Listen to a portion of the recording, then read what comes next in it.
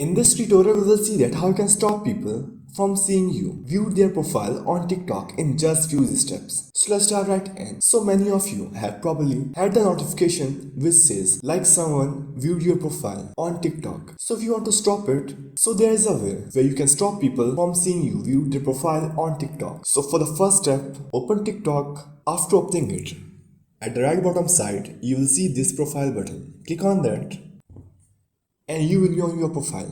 Then on the right upper side you will see these three dots. Click on that and then this window will appear. You have to open settings and privacy from here.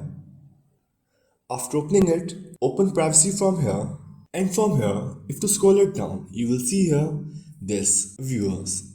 You can simply open it and it will be on. You have to simply turn this off.